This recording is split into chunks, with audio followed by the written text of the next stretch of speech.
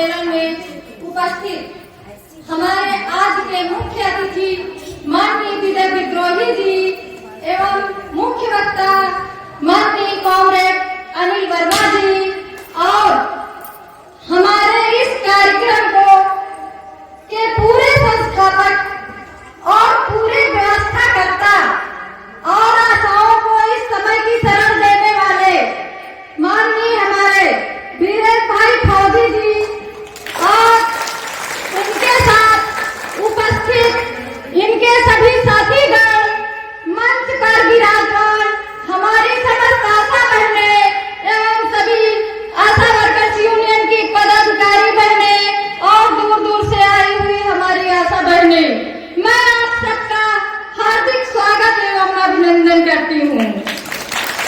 बहनों, आज आप लोगों को देखकर ये खुशी हो रही है कि हम और गीतांजलि दीदी जी और हमारे राजू भाई पंडित जी ये एक ऐसे 3 लोग हैं कि जिनके अथक प्रयास के द्वारा आज आप लोगों को हम इस जनार्दन इंटर कॉलेज में उपस्थित कर पाए।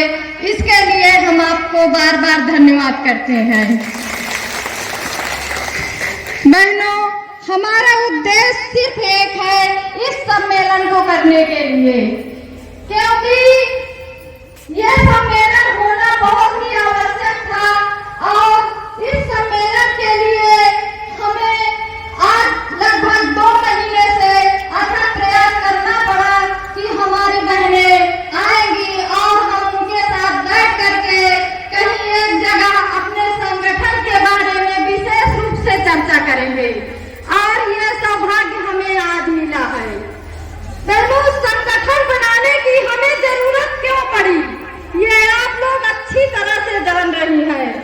संगठन बनाने की हमें जरूरत इसलिए पड़ी है क्योंकि हमारी नियुक्ति 2006 से हुई है और ये 2006 के बाद जब हमारी नियुक्ति हुई तो मात्र हम आशा बहनों को 2 कार्य दिए गए थे, जिसमें कि पहला कार्य था मातृ मृत्यु दर और शिशु मृत्यु दर को कम करने के लिए। उस समय जब हमारी नियुक्ति हुई थी तब हमारे जो सरकार थी उस समय शायद मायावती की सरकार थी, सोनिया की सरकार केंद्र में थी, लेकिन जिस समय हमारी नियुक्ति हुई थी ये तो लिखवाया गया था कि हम आशाओं का कोई परमानेंट मानदेय नहीं होगा, लेकिन इसको भी हम लोगों ने समझौते के तौर पे किया है कि चलिए कोई मानदेय नहीं होगा तो 2 ही कार्य करने हैं, जैसे कि मातृ दर में बच्चों का टीकाकरण करवाना और संस्थागत प्रसव करवाना। ये 2 कार्य समझ करके हम लोगों ने अपनी नियुक्ति करवाई और समाज सेविका के रूप में ही करवाई थी।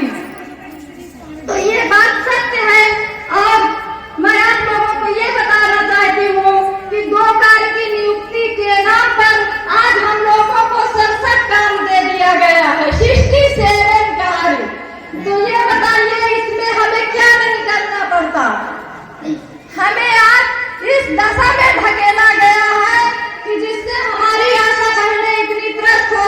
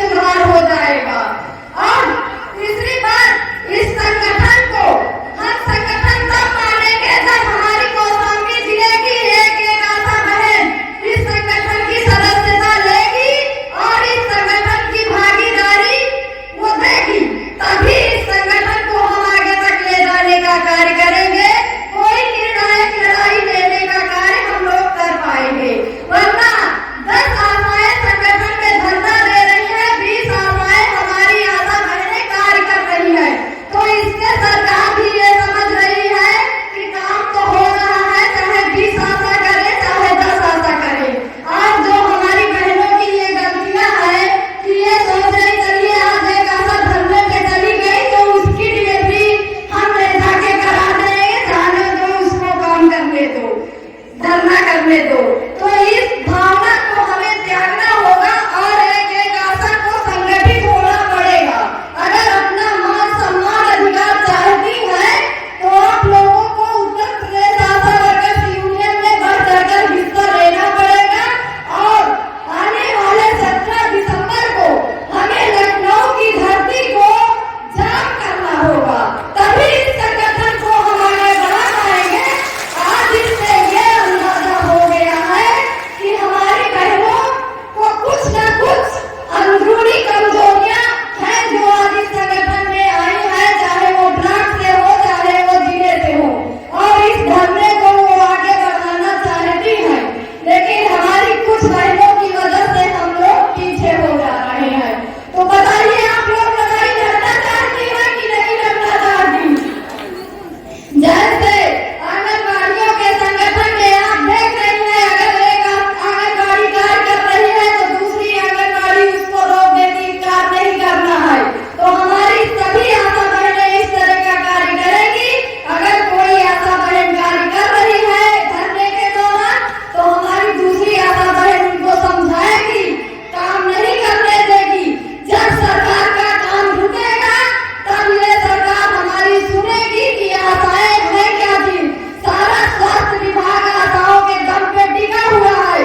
आज इतने अधिकारी बैठे हुए हैं, चाहे सीएमओ हो चाहे अधीक्षक हो चाहे डीसीपीएम हो, अगर आशा ना करे तो इनकी पेमेंट रुक जाती है। क्यों? क्या पहले कोई आशा थी तब ये क्या कर रहे थे? लेकिन आज आशा को इतने कार्य देने के बाद भी आज इन लोगों को जरा भी शर्म नहीं आ रही और हमारी आशा बहनों को इतना परेशान कर दिया गया है कि वो एक एक दिन भी चैन से घर में नहीं रह पाती है। और इसी के साथ मैं